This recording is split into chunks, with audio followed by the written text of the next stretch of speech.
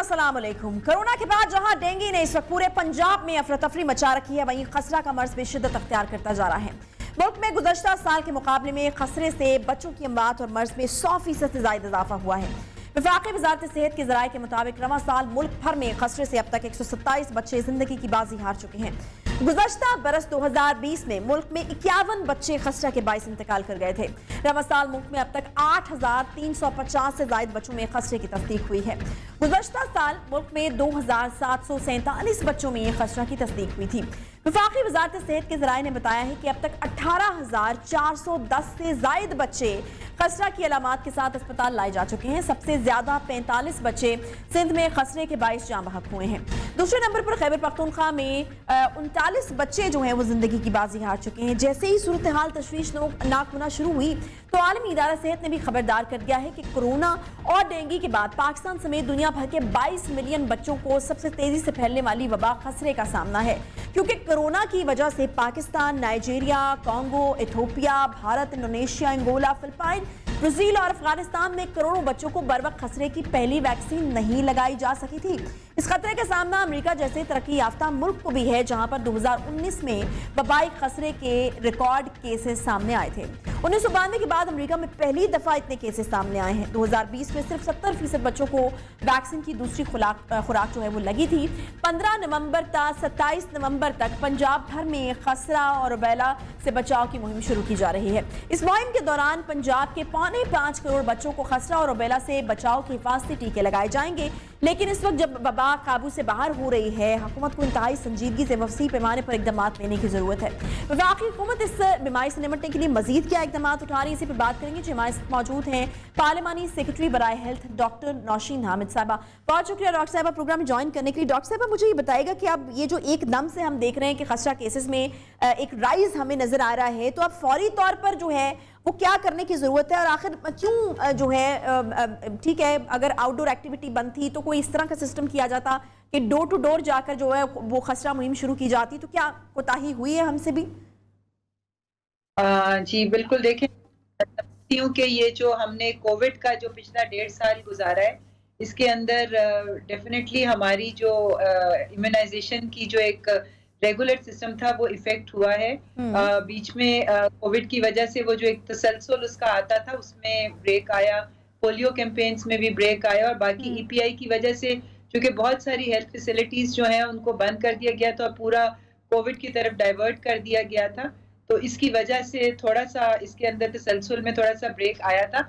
मगर अब इंशाल्लाह ताला ये जो कैंपेन अब लॉन्च होने जा रही है, और इसके अंदर एक बहुत बड़ी तादाद जो है वो हम पूरे पाकिस्तान में बच्चों के लिए जो ये वैक्सीनेशन की कैंपेन है, इससे डेफिनेटली इंशाल्लाह ताला ये जो आउटब्रेक आया है ये उसको एड्रेस करेगी, और आपको इंशाल्लाह ताला केसेस जो हैं वो कम हो जाएंगे। जी बल्कि हमें उम्मीद है कि इंशाल्लाह मजीद केसेस नहीं, तो अभी जो डॉक्टर साहिबा अभी फौरी तौर पर जो है वो इस पर काबू पाने के लिए जो है वो क्या इकदाम उठाए जा रहे हैं? क्या डोर टू डोर जाया जाएगा? लोगों में अवेयरनेस कैंपेन्स चलाने की जरूरत है? किस तरीके से अभी जो मौजूदा हालात हैं उन पर कैसे जो है वो काबू पाया जा सकता है? देखिए जी, मीजल्स की अब तो प्रिवेंशन के लिए सारा किया जा रहा है कि ये मजीद स्प्रेड ना हो, तो उसके लिए वैक्सीनेशन ही इसका इलाज है। और ये 9 महीने से लेके 15 साल तक के बच्चों को ये वैक्सीन लगेगी। और इस दौरान मैं ये भी बता दूं कि 12 से 15 साल के बच्चों के लिए जो कोविड वैक्सीनेशन स्कूल्स में हो रही है वो इतने दिनों के लिए जो है उसको हॉल्ट कर दिया जाएगा, क्योंकि जाहिर है कि इस वैक्सीन के बाद थोड़ा सा मीजल्स की, रुबेला की वैक्सीन के बाद वक्ती तौर पे 1-2 दिन के लिए जो टेम्परेचर होता है, तो इसलिए कि लोग उसको कोविड से रिलेट ना करें, कोविड वैक्सीन से। इसलिए बच्चों के लिए जो 12 से 15 साल के बच्चे हैं उनके लिए कोविड वैक्सीनेशन की कैंपेन को इन 12 दिनों के लिए हॉल्ट करके तो सारा फोकस जो है वो मीजल्स रुबेला वैक्सीन के ऊपर किया जाएगा। अच्छा डॉक्टर साहब, WHO ने भी वार्निंग जारी कर दी है, तो उस वार्निंग के बाद भी जो है वो हमने कुछ इकदाम उस तरह से उठाए हैं? देखिए जी, अब इसका मीजल्स का तो अब आपको यही मैं कह सकती हूँ कि अब हमें प्रिवेंशन की तरफ, जब भी कोई आउटब्रेक होती है तो इस किस्म की बीमारियों का इलाज वैक्सीनेशन ही होता है। जिस तरह से आपने देखा है कि कोविड भी कंट्रोल हुआ जब हम एक वैक्सीनेशन की तादाद जैसे जैसे हम अचीव करते जा रहे हैं, कोविड का इंसिडेंस नीचे आता जा रहा है। तो इसी तरह इंशाल्लाह ताला जब ये वैक्सीन जो वैक्सीनेशन कैंपेन जो है मीजल्स और रुबेला की, ये पूरे पाकिस्तान के अंदर ये जो हमने 12 दिन इसके रखे हैं 15 से 27 नवंबर तक, और इसके अंदर ये जो बच्चे कवर किए जाएंगे 32 मिलियन, तो इंशाल्लाह ताला जिस तरह से कोविड का इंसिडेंस नीचे आया है, आपको मीजल्स के अंदर भी केस में कमी नजर आ जाएगी। डॉक्टर साहब क्या मतलब ऑब्वियसली आप लोगों के साथ साथ जो हैं वो रिसर्च वगैरह का काम भी चलता रहता होगा। हमने देखा कि पहले कोरोना था, फिर उसके बाद डेंगू ने एकदम से बहुत जोर पकड़ा और अभी भी जो है उससे अमवात का सिलसिला जारी है। फिर हम देख रहे हैं कि अब खसरा जो है उसके हवाले से खबरें आना शुरू हो गई हैं जी कि उसका भी आउटब्रेक हो चुका है। तो क्या आप लोग समझते हैं कि कुछ और मजीद बीमारियों का आउटब्रेक जो है वो हो सकता है या उसका खदशा मौजूद है? क्योंकि कोरोना की वजह से भी ऑब्वियसली एक इस तरह की सिचुएशन थी जो कि पहले हमने कभी फेस नहीं की थी और हमने अपनी तमाम तवानाइयाँ या एनर्जीज जो हैं वो उसके ऊपर लगाई हुई थी। तो आपको लगता है कि मतलब इस तरह की कोई और चीज़ें और बीमारियां जो हैं उनका आउटब्रेक भी हो सकता है? देखिए जी, इस वक्त अब दुनिया जो है वो इतना एक ग्लोबल विलेज बन गई हुई है। अगर दुनिया के किसी एक कोने में कोई डिजीज आती है तो वो बड़ी तेजी से पूरी दुनिया में फैल जाती है। पहले भी इस किस्म के आउटब्रेक्स और इस किस्म की चीजें आती थी, मगर चूंकि इतनी ज्यादा ट्रैवलिंग नहीं थी तो वो इस तरीके से दुनिया में स्प्रेड नहीं होती थी जैसा कि अब स्प्रेड होती है। पाकिस्तान की हद तक हमारे पास पिछले कुछ सालों में हमने पोलियो की आउटब्रेक्स देखी थी, पोलियो के केसेस थे, मगर इस साल अल्हम्दुलिल्लाह ये पोलियो वैक्सीन की वजह से अब जनवरी से लेके अभी तक पोलियो का कोई केस नहीं आया। और मैं समझती हूँ कि बहुत अरसे के बाद पाकिस्तान में ये एक ऐसा साल गुजरा है कि जो कि पोलियो फ्री गुजरा है। तो ये चीजें आती रहती हैं, मगर जाहिर है इनकी ट्रीटमेंट्स वैक्सीन्स मौजूद हैं। सिर्फ ये कि हमारी जो इम्यूनाइजेशन की कवरेज है, जो बेसिक इम्यूनाइजेशन हमारी है बच्चों के लिए जो पाकिस्तान में 12 डिजीजेस के लिए लगाई जाती है, हमें इसके बारे में अवेयरनेस करने की जरूरत है कि पेरेंट्स जो हैं वो एक रिस्पॉन्सिबिलिटी फील करें और ये वैक्सीन्स जो हैं ये बच्चों को टाइमली लगवाएं। हमारी EPI कवरेज जो है, ये जो एक्सपेंडेड प्रोग्राम ऑफ इम्यूनाइजेशन की, वो बहुत मैं समझती हूँ अभी इस पे बहुत ज्यादा उसको स्केल अप करने की जरूरत है। खासतौर पे बलोचिस्तान बहुत कम कवरेज है और पंजाब। अच्छा, अभी डॉक्टर साहब हम देख रहे हैं कि सिंध में अब 45 बच्चे खसरे के बायस जान भागो, जबकि दूसरे नंबर पे खैबर पख्तूनख्वा का नंबर है। तो ये अभी जो हम वैक्सीनेशन प्रोग्राम शुरू कर रहे हैं ये पूरे पाकिस्तान के लिए है, राइट? जी, ये पूरे पाकिस्तान के लिए और 32 मिलियन बच्चे फ्रॉम ऑल पाकिस्तान जो है इंशाल्लाह ताला इसमें 9 महीने से लेके 15 साल तक की एज के बच्चों को लगाई जाएगी। सही है, ठीक है, बहुत शुक्रिया जी। पार्लिमानी सेक्रेटरी बराए हेल्थ डॉक्टर नौशीन हामिद साहिबा हमारे साथ मौजूद थी। खसरा का आउटब्रेक और इस वक्त हम देख रहे हैं कि सबसे ज़्यादा मुतासरा जो हैं वो सिंध और खैबर पख्तूनख्वा है। बहरहाल एक कैंपेन और वैक्सीनेशन जो है वो शुरू की जाएगी, वैक्सीनेशन प्रोग्राम जो है वो शुरू किया जा रहा है और ऑल ओवर द पाकिस्तान शुरू किया जा रहा है। उम्मीद करते हैं कि इसके साथ ही जो है वो चीज़ें नॉर्मलाइज होना शुरू हो जाएंगी। एक छोटा सा ब्रेक लेंगे जी, ब्रेक के बाद वापस आते हैं साथ में।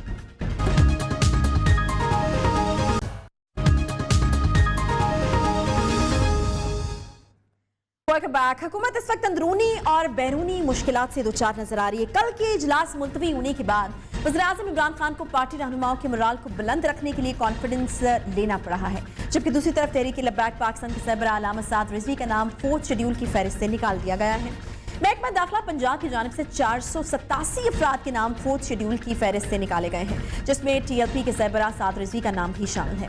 गुज़श्ता दिनों में हुकूमत का TLP के साथ मुआहिदा तय पाने पर अपोजिशन की जानिब से शदीद तनकीद का सामना रहा, तो हुकूमत की जानिब से TLP को भारत से फंडिंग लेने का इल्ज़ाम भी लगाया गया। मुश्तइल कारकुनान को मार्च करने से रोकने के लिए खंदकें तक खोदी गईं, क्रैकडाउन किए गए, कारकुनान को गिरफ्तार किया गया। TLP के साथ हुकूमती मुज़ाकरात हुए और फिर देखने में यह आया कि पंजाब हुकूमत की सिफारिश पर TLP के साथ लगा कालाधन का लफ्ज़ भी हटा दिया गया। अपोजिशन शोर मचाती रही कि रियासत और TLP के दरमियान क्या मामला तय पाए, सबके सामने लाए जाएं, मगर सबसे अहम बात यह है कि दो फरीकैन के दरमियान मुआहिदा हुआ, कालाधन का लफ्ज़ हटाया गया, 2000 से ज़ायद गिरफ्तार TLP के कारकुनान की रिहाई हुई, 4th शेड्यूल से नाम भी निकाले गए।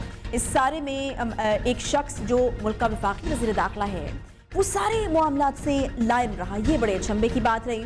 इस्लामाबाद में मीडिया से गुफ्तगू करते हुए वज़ीर दाखिला शेख रशीद अहमद ने कहा कि मैं हल्फिया कहता हूँ कि तहरीक-ए-लब्बैक पाकिस्तान TLP के साथ होने वाला जो मुआहिदा है मुझे उसका इल्म नहीं है। मैं मुज़ाकरात का हामी हूँ, तमाम लोगों से मुज़ाकरात करने चाहिए। मैं पहले दिन से TLP के साथ मुज़ाकरात का हामी था। मैं खून रेज़ी या खून खराबे का हामी नहीं हूँ। जब लिफाफा खुलेगा तो पूरी कौम को पता चल जाएगा कि क्या मुआहिदा हुआ है। मैं हल्फिया कहता हूँ कि मुझे नहीं पता कि TLP के साथ क्या मुआहिदा हुआ है। TLP के साथ होने वाले पहले मुआहदे में शामिल था और अपने दस्तखत पर कायम हूँ। क्या शेख रशीद वफाकी वज़ीर दाखिला हैं तो ये कैसे मुमकिन है कि मुल्क में अमन व अमान की सूरत से मुतल्लिक मामलात हों और वज़ीर दाखिला को इल्म ना हो। वर्ता हैरत में मुब्तला कर गया जी शेख रशीद साहब का ये बयान। इसी पर हम बात करेंगे। हमारे साथ मौजूद हैं जी साहिबजादा हामिद रज़ा, मेंबर मुज़ाकराती कमेटी। बहुत शुक्रिया ज्वाइन करने के लिए साहिबजादा हामिद रज़ा साहब। मामला तय पा गए, साद रिजवी साहब का नाम 4th शेड्यूल से भी निकाल दिया गया, मगर शेख रशीद साहब कहते हैं कि उन्हें इल्म नहीं। कितनी सदाकत है उनकी बात में कि आपको लगता है वाकई उनको इल्म नहीं है? बिस्मिल्लाहिर्रहमानिर्रहीम।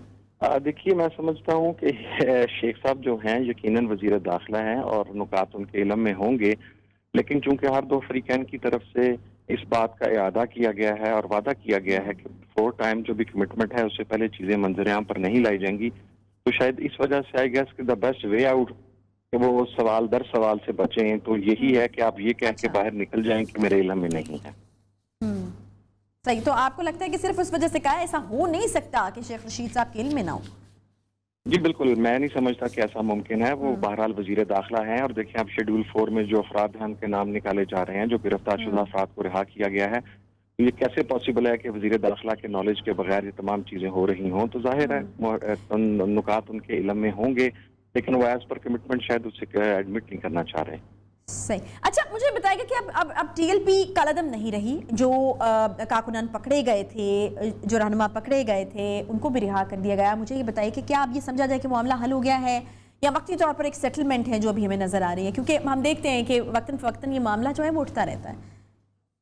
देखिए, इस मरतबा जो आपस में जो एग्रीमेंट साइन हुआ है हर दो फरीकैन के, मैं ये समझता हूँ कि फॉर द टाइम बीइंग तो शायद एक क्राइसिस जो है वो तकरीबन खत्म हो चुका है या खत्म होने के करीब है, लेकिन in the long run that again depends के TLP का रवैया क्या होगा, क्योंकि as per my knowledge TLP ने कमिटमेंट दी है उसमें कि TLP आइंदा कोई इस किस्म के इकदाम नहीं करेगी जो आइन व कानून के खिलाफ होंगे, यानी कि उनके जो मार्चेज होंगे या उनका जो भी कोई इवेंट होगा that will be with in the given parameters of the constitution.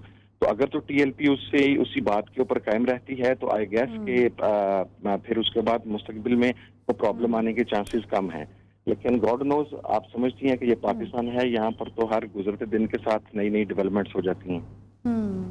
अच्छा, मुझे ये भी बताएगा कि हमने देखा कि ये जब मुआहिदा तय पाया तो अपोजिशन की तरफ से भी जो है वो ये काफ़ी वावेला था जी कि आपको जो है वो इसको पब्लिक करना चाहिए, लोगों को बताना चाहिए कि किन निकात के ऊपर मामला जो हैं वो तय पाएँ। तो आप पर्सनली क्या समझते हैं? आप मेंबर हैं मुज़ाकराती कमेटी के, आपको लगता है कि मतलब ये ज़रूरी है और अपोजिशन का जो मौक़िफ़ है वो दुरुस्त है, या फिर आपको लगता है कि मामला तय पा गए, हम मज़ीद नुकसान से बच गए, अफ़ाम व तफ़हीम से मसला हल हो गया, ज़रूरी नहीं है कि इस तरह के डॉक्यूमेंट को जो है वो पब्लिक किया जाए? देखिए, मैं समझता हूँ कि इस मामले में अगर हम सियासत को एक तरफ रखें तो आज की जो अपोजिशन है वो माजी में हुकूमत में थी और उस वक्त भी TLP का यही बहरान आया था और इसी किस्म के इल्जामात लगे थे कि मुआहदों को मंजर-ए-आम पर नहीं लाया जा रहा या जो कमिटमेंट्स की जा रही हैं उसे पब्लिक नहीं किया जा रहा। असल चीज़ जो है वो ये है कि पाकिस्तान इस वक्त जिन इंटरनल और एक्सटर्नल क्राइसिस में है, हमारे इर्द गिर्द अफगानिस्तान की सूरत हाल है, पूरी वर्ल्ड पावर्स जो हैं वो वहाँ पर अंगेज हैं, दाइश खुरासान बिल्कुल हमारे सर पर पहुंची खड़ी है। तो इस सूरत हाल के अंदर पाकिस्तान के अंदर दाखिली जो स्टेबिलिटी है वो बहुत इंपॉर्टेंट है और मैं समझता हूँ कि इस माहदे के जरिए अगर दाखिली स्टेबिलिटी हम हासिल कर लेते हैं, और उसमें देखें मैं उसके अंदर आपको 2 बातें अर्ज करना चाहता हूँ। पहली चीज़ तो ये है कि अभी तक कमिटमेंट के मुताबिक TLP वापस चलेगी मस्जिद रहमत आलमीन में, और दूसरी साइड के ऊपर भी जो हुकूमती कमिटमेंट्स हैं वो फुलफिल हो रही हैं। तो आई गेस के इसकी जो एंडिंग है वो अच्छी ही होगी पाकिस्तान के लिए भी और पाकिस्तान के पॉलिटिकल सेटअप के लिए भी।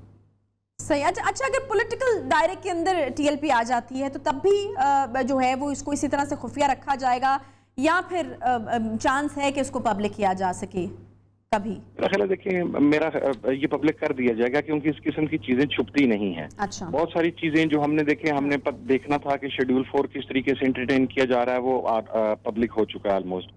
हमने देखना था कि गिरफ्तार अफराद का जो मामला है वो किस तरीके से एंटरटेन किया जा रहा है वो भी ऑलमोस्ट पब्लिक हो चुका है।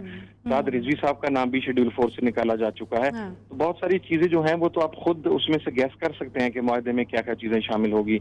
इसी तरीके से TLP की तरफ से जो पंजाब हुकूमत को वजारत दाखिला को दरख्वास्त दी गई اس میں ان کی طرف سے اس بات کی گارنٹی کی گئی کہ آئندہ ہم اس قسم کا کوئی پروٹیسٹ نہیں کریں گے. تو آئی گیس کہ بہت ساری چیزیں جو ہیں وہ منظر عام پر آ گئی ہیں, لیکن بعض اوقات آپ سمجھتی ہیں کہ معاہدے اس حساب سے لکھے جاتے ہیں کہ اگر وہ بیفور ٹائم یا کسی کریٹیکل سٹیج کے اوپر منظر عام پر آ جائیں تو ابھی چونکہ آپ کے علم میں ہے فیٹ آف کا ایشو بھی چل رہا ہے اور اوپر سے پوری انٹرنیشنل کمیونٹی پاکستان پر نظریں جمائی بیٹھی ہے.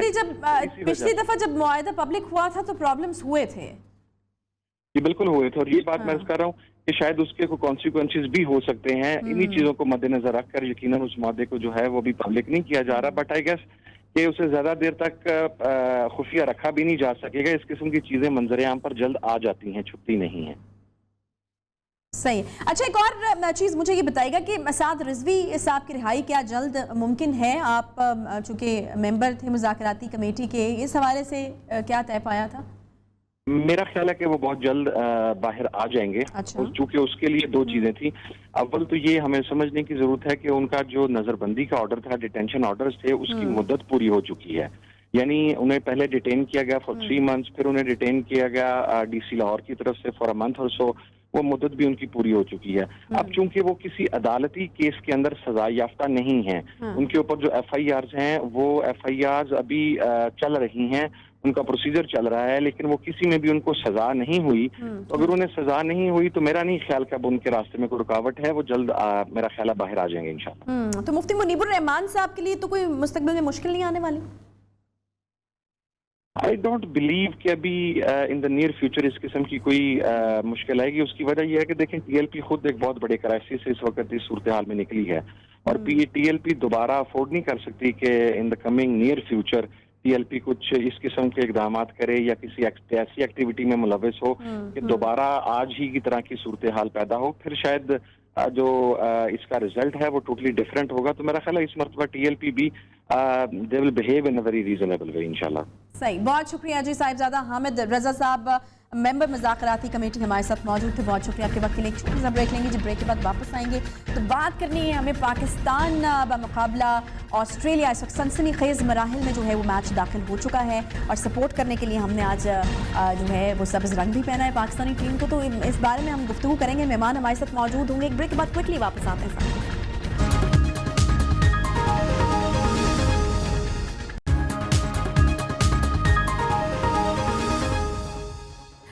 Welcome back. بریک کے بعد ایک بار پھر سے آپ کو خوش آمدید کہتے ہیں. پاکستان سیمی فائنل کا میچ کھیل رہا ہے, دل کی دھڑکنیں تیز ہوئی ہیں کیونکہ بڑی سنسنی خیز مراحل میں جو میچ ہے وہ داخل ہو چکا ہے. پاکستان بمقابلہ آسٹریلیا. آسٹریلیا بڑی زبردست ٹیم, پاکستان بھی جو ہے وہ بڑی ہی زبردست ٹیم. ٹورنامنٹ کو اگر ہم دیکھیں اس وقت, اور سنسنی خیز مقابلہ جو ہے وہ اس وقت چل رہا ہے. اس وقت 20 اسکور جو ہے وہ آسٹریلیا کو درکار ہیں, جبکہ اس کی 10 گیندیں جو ہیں وہ باقی ہیں. کس طریقے سے میچ جو ہے وہ آگے بڑھا ہے ابھی کچھ بھی کہنا تو بڑا مشکل ہے. بہرحال ہمارے مہمان ہمارے ساتھ موجود ہیں, ان سے گفتگو کا آغاز ہم کرتے ہیں. عمران بانی صاحب کرکٹ ایکسپرٹ ہیں, اسٹوڈیوز میں تشریف رکھتے ہیں, اور تھوڑی دیر میں کامران اکمل صاحب سابق ٹیسٹ کرکٹر وہ بھی ہمیں جوائن کر لیں گے. عمران صاحب, مطلب یہ تو آپ سے نہیں پوچھا جا سکتا کہ جی کس کا چانس ہے, کیونکہ دونوں ہی ابھی ہم دیکھ رہے ہیں کہ 20 جو ہے وہ رنز چاہیے اور 10 بالز ہیں. پھر بھی آپ کو کیا لگتا ہے کس کے چانسز زیادہ ہیں؟ دیکھیں اس وقت جو میچ یہی کہیں گے کہ بیلنس ہے اس وقت. کسی طرف بھی جا سکتا ہے میچ. ویسے تو T20 کرکٹ میں اگر 10 بال پہ یا 9 بال پہ 20 رن ہو تو یہ کوئی اتنا بڑا ٹاسک نہیں ہوتا ہے, لیکن اب اس وقت جو یہ اس اوور کی جو بالز باقی ہیں یہ کافی کروشل ہوں گی. یہ ایک طرح سے یہ کہہ سکتے ہیں کہ ڈائریکشن سیٹ کریں گی کہ میچ کس طرف جا رہا ہے. تو ابھی کچھ بھی کہنا قبل از وقت ہوگا. فی الحال ظاہر سی بات ہے دونوں ٹیمیں اپنی اپنی طرف سے ایفرٹ کر رہی ہیں. ابھی تک اگر ہم پرفارمنس کی بات کر لیتے ہیں نا, کیونکہ ابھی تو کچھ بھی کہنا مشکل ہے کہ کس کروٹ جو ہے یہ اونٹ بیٹھے گا. پرفارمنس اب تک کی جو پاکستان ٹیم کی پرفارمنس کی بات کریں, کھلاڑیوں کی بات کریں, فیلڈنگ پہ اگر ہم بات کریں تو کس طرح سے ریٹ کریں گے آپ اسے؟ دیکھیں اگر آج کے میچ کی آپ بات کرتے ہیں تو اوور آل پاکستان, جیسے ہم بیٹنگ سے سٹارٹ کرتے ہیں تو پاکستان کی بیٹنگ اوور آل اچھی رہی, لیکن تھوڑا سا جو پاور پلے کے بعد 7ویں اوور سے 11ویں اوور تک کا جو یہ ایک ٹائم تھا یہ پاکستان کے لیے بڑا سٹرگلنگ رہا. اس دوران رنز کافی کم بنے جس کی وجہ سے آپ کو کافی سٹرگل کرنا پڑا. گو کہ آپ نے آخر کے اوورز میں جو کلوزنگ اوور سے ان میں چارج کیا, آپ نے کافی ہٹنگ کی. لیکن 19واں اوور کچھ اتنا اچھا نہیں گیا, وہ بڑا سلو ہو گیا. सर्टेन ओवर्स में ऐसा हुआ है, मैं बता रहा हूँ कि 7वें ओवर से लेके 11वें ओवर तक जो है वो तकरीबन आपके 26-27 रन उन ओवर्स में बने, तो वो एक जब 4-5 ओवर में इतना कम स्कोर बने तो ये बड़ा एक आपके लिए डेंट करती हैं ये चीज़ें। फिर आखिर का एक ओवर जो है वो आपका कम रन बने, लेकिन ओवरऑल अगर देखा जाए तो 175 176 जो है कोई इतना बुरा टोटल नहीं था, एक फाइटिंग टोटल था इन कंडीशंस में, एक ठीक टोटल था। जहां तक फिर हम बात करते हैं बॉलिंग की, तो बॉलिंग में जो शाहीन आफरीदी का आज पहला ओवर था, दैट वाज ऑसम, कि मतलब ऐसा ओवर था कि बिल्कुल वो उन्होंने धाक बिठा दी थी। मगर उसके बाद जैसे जैसे डेविड वार्नर सेट होते चले गए, डेविड वार्नर ने चार्ज किया, यहाँ पे थोड़ा सा एक दो जगह जो मखसूस स्पेल्स में आपने जो बॉलर्स का सिलेक्शन था वहाँ थोड़ा सा प्रॉब्लम नजर आई। जिस तरह आप हारिस को बहुत जल्दी ले आए, अच्छा। हारिस आमतौर पे जो है पुराने बॉल से बॉल करते हैं, लेकिन आप अभी बॉल इतना पुराना नहीं था, वहाँ पे आप चौथे ओवर में हारिस को ले आए तो उनको आते ही 14 रन पड़ गए। फिर एक आध जगह हफीज को आप थोड़ा सा अगर पहले हफीज से बॉल करा लेते जब वार्नर बैटिंग कर रहे थे ऊपर के ओवर में, क्योंकि हफीज जो है लेफ्ट हैंडर्स के ऊपर काफी इफेक्टिव, लेकिन ओवरऑल जो है एफर्ट की है। अब लेकिन ऐसे मैचेस में कुछ भी हो सकता है, यहाँ पे दोनों टीमें एफर्ट कर रही हैं, अब देखते हैं कि आगे मैच किस तरफ जाता है। सही जी, 6 रन चाहिए ऑस्ट्रेलियन टीम को और 7 बॉल्स जो हैं वो मौजूद हैं, तो मैच किस तरफ जा रहा है ये हम देख सकते हैं। बहरहाल कामरान अकमल साहब हमें ज्वाइन कर चुके हैं। कामरान, मैच जो है इस वक्त हम देख रहे हैं कि ऑस्ट्रेलिया की जो है वो उस पर ग्रिप बड़ी मजबूत हो चुकी है, क्या कहेंगे आप परफॉर्मेंस के ऊपर अगर हम बात करें, एफर्ट के ऊपर अगर हम बात करें, क्योंकि हम बिल्कुल नहीं भूल सकते अगर पाकिस्तान के हाथ से मैच अभी निकल भी जाता है तो हमें ज़रूर प्रेज़ करना चाहिए पाकिस्तानी टीम की उस जर्नी को जो हमने देखी है इस पूरे वर्ल्ड कप में। देखिए बिल्कुल करना चाहिए और डिजर्व भी करती है ये टीम। जितने व्यूज बने हुए थे इस पाकिस्तान टीम पे जाने से पहले, बड़ा क्रिटिसिज्म हो रहा था, उतने ही अच्छा परफॉर्म किया। देखिए नॉकआउट से मैच था, उसमें एक ने जीतना एक ने हारना, गलती की गुंजाइश नहीं है। मेरे ख्याल से पाकिस्तान ने बैटिंग में तो बड़ा जबरदस्त स्कोर करके दिया, 176 सेमीफाइनल में बड़ा स्कोर है चेज करते हुए। लेकिन ऑस्ट्रेलिया देखे कितने मेंटली। कामरान, आपको बता दें कि पाकिस्तान जो है लूज कर चुका है ये सेमीफाइनल और ऑस्ट्रेलिया जो है ये सेमीफाइनल जीत चुका है। बहरहाल कांटे का मुकाबला, अगर आप एक जबरदस्त और बेहतरीन किस्म का खेल अगर इसको कहें तो वो बिल्कुल गलत नहीं होगा। बड़ा ही टफ टाइम पाकिस्तानी टीम ने दिया, बहुत एफर्ट के साथ, हर जगह पर हमें वो एफर्ट नजर आई। फील्डिंग में हम वो जोशो खरोश देख सकते थे। एक बड़ी जबरदस्त किस्म की पाकिस्तान की टीम की जो जर्नी है वो T20 वर्ल्ड कप 2021 की यहाँ पर इख्तिताम पजीर होती है। जी कामरान। जी बिल्कुल, बैड न्यूज़ फॉर पाकिस्तान, और बड़ी उम्मीद थी कि पाकिस्तान जैसे खेल रहा है वो सेमीफाइनल भी जीतेगा। 176 रन। देखिए मैच सारा टर्न आउट हुआ है, 70वें ओवर में जाके हारिस रऊफ को 13 हुआ, फिर हसन अली को हुआ, फिर 18वें ओवर में जैसे कैच मैथ्यू वेड का ड्रॉप हुआ हसन अली से, तो यहाँ से हम लोग मैच लूज कर गए। लेकिन बैटिंग ने बड़ा अच्छा डिलीवर किया। बॉलिंग में वही अगेन शाहीन ने अच्छा स्टार्ट किया नए बॉल के साथ, फिर दूसरे एंड पे आउट नहीं हुए, फर्स्ट 6 ओवर में 53 रन हुए। देखे उन्होंने मोमेंटम लूज नहीं किया, आउट भी हुए पहले दूसरी बॉल पे, और अच्छी क्रिकेट खेली, बड़ी फाइट की है। देखिए यही मैच्योरिटी होती है, यही मेंटली स्ट्रांग होते हैं जो ऐसे मैचेस से निकल जाते हैं, और ऑस्ट्रेलिया को क्रेडिट देना चाहिए जैसे उन्होंने मैच जीता, किन हालात से निकले हैं वो। एक टाइम पे लग रहा था वो बिल्कुल जीतने की पोजीशन पे नहीं है, लेकिन हम लोग रिलैक्स हुए मेरे ख्याल से बॉलिंग में, जहां उनको मौका मिला मैच जीतने का। अच्छा कानून, एक बड़ा इंपॉर्टेंट सवाल, Pakistani team before T20 world cup और आफ्टर T20 वर्ल्ड कप। देखिए बिफोर T20 वर्ल्ड कप कोई नहीं ऐसा एक्सपेक्ट कर रहा था कि ऐसी परफॉर्मेंस देगी पाकिस्तान टीम और इंडिया से नहीं जीतेगी। इंडिया की स्ट्रॉन्ग टीम थी, वहां से स्टार्ट बड़ा अच्छा मिला पाकिस्तान टीम को। अपने पूल में उन्होंने सारे मैचेस जीते, 5 के 5, उनमें से ठीक है 2 बड़ी टीमें थी उनसे जीते हैं। लेकिन ऑस्ट्रेलिया को भी क्रेडिट देना चाहिए, उनके पूल में 6 की 6 डेस्टिनेशन टीमें थी, उनकी प्रिपरेशन बड़ी जबरदस्त थी, वो स्ट्रॉन्ग मैच खेल के आए थे, मेंटली बड़े स्ट्रॉन्ग थे, वैसे ही बड़े होते हैं, तो उनको एक अच्छी प्रैक्टिस मिली है। तो यही मैं कहता हूँ कि लीग सिस्टम पे ये वर्ल्ड कप हो ना, हर टीम के साथ खेले, आइडिया हो खेलने का, क्वालिटी ऑफ क्रिकेट हो। पाकिस्तान सिर्फ मार खाया, पाकिस्तान ने 2 अच्छे मैच खेलने हैं, बाकी 3 एसोसिएट मेंबर थी, तो यही फर्क रहा है मेरे ख्याल से इस सेमीफाइनल में। صحیح ہے. عمران مانی میں آپ کی طرف آنا چاہوں گی. مطلب بالکل ہی میں وہی سوال آپ سے بھی پوچھنا چاہوں گی کہ Pakistani team before T20 world cup and after before تو ہماری صورتحال بڑی ہی خراب تھی. کوئی پاکستان آنا نہیں چاہتا تھا, کوئی ہم سے کھیلنا نہیں چاہتا تھا. اب ہم ہر روز جو ہے وہ ایک اچھی خبر سنتے ہیں کہ جی یہ ٹیم بھی آ رہی ہے, وہ ٹیم بھی آ رہی ہے پاکستان. تو جس چیز کے اوپر میں بات کرنا چاہوں گی وہ یہ کہ ہم نے دیکھا کہ جتنے بھی میچز پاکستانی ٹیم نے کھیلے, ہر نئے بندے نے ہمیں ایک نئے میچ میں جو ہے وہ سرپرائز کیا. ہر میچ کا ایک نیا ہیرو جو ہے وہ ابھر کر سامنے آیا. دیکھیں فرسٹ آف آل تو میں پاکستان ٹیم کو پریز کروں گا یہاں پہ. ٹھیک ہے, ہارٹ بریکنگ ہے کہ پاکستان ٹیم ہار گئی ہے, فینس کے لیے بھی, ایکسپرٹس کے لیے بھی, سب کے لیے ایک افسوس کی بات ہے کہ پاکستان ٹیم جس طرح جا رہی تھی. لیکن ٹھیک ہے, کہتے ہیں کہ گرتے ہیں شہ سواری میدان جنگ میں. تو ٹھیک ہے, ایک نے جیتنا ہوتا ہے, ایک نے ہارنا ہوتا ہے. اچھا ٹف ٹائم دے کے ایک اچھا مقابلہ کر کے پاکستان ٹیم کی اگر آپ اوور آل پرفارمنس کی بات کرتے ہیں پورے ٹورنامنٹ کی, تو میرا خیال ہے سب سے بہتر پرفارمنس جو ہے پاکستان ٹیم کی تھی. ٹھیک ہے, یہ کہا جا سکتا ہے کہ آج ہمارا دن نہیں تھا یا تھوڑا سا ہم لیگ کر گئے, لیکن آپ جس طرح بات کر رہی ہیں کہ ٹورنامنٹ سے پہلے اور ٹورنامنٹ کے بعد, تو ٹورنامنٹ سے پہلے جو ہے پاکستان ٹیم کا کہاں ہم لیگ کر رہے تھے, کنسسٹنسی میں لیگ کر رہے تھے ہم. ٹورنامنٹ کے اب اس ٹورنامنٹ کو دیکھتے ہیں تو ہمیں کنسسٹنسی نظر آئی, یہ ایک بڑا فرق نظر آیا. پھر آپ بات کرتے ہیں, ہم پاکستان کو ہمیشہ سے انپریڈکٹیبل ٹیم کہا جاتا ہے, لیکن یہاں پہ پاکستان ٹیم جو ہے, ہاں پاکستان کے نتائج جو ہے وہ ضرور انپریڈکٹیبل تھے ایک لحاظ سے, کہ جو ایکسپیکٹ نہیں کیا جا رہا تھا پاکستان نے وہ ڈیلیور کر کے دیا.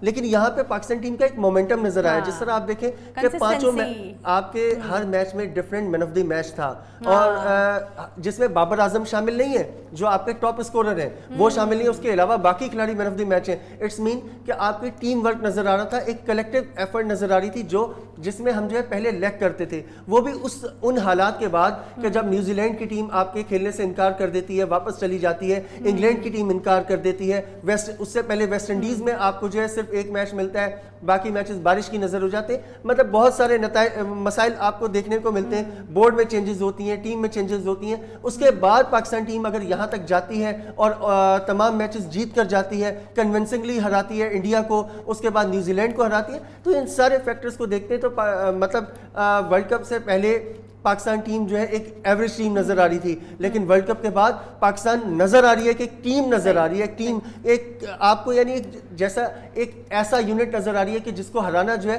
آسان نہیں ہے. آپ مطلب ایک مضبوط یونٹ کی صورت میں نظر آ رہی ہے. اور ویسے بھی ڈیورنگ ورلڈ کپ آپ نے اپنی رینکنگ کو بھی امپروو کیا ہے, آپ پاکستان دوبارہ سے نمبر 2 کے اوپر آ چکا ہے. تو یہ چیزیں ساری جو ہے ایک بڑا اچھے ہیلدی سائنز ہیں.